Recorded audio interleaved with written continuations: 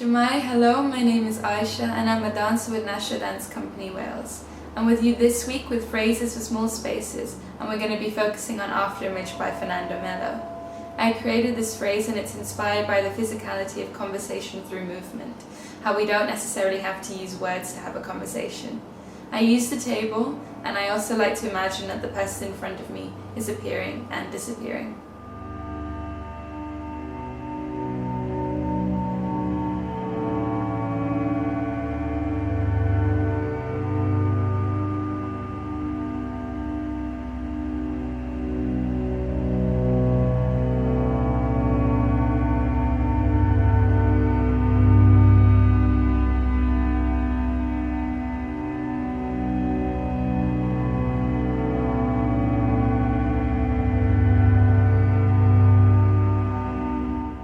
If you'd like to learn or interpret the phrase, be sure to post it on Instagram, tag us and nominate a friend.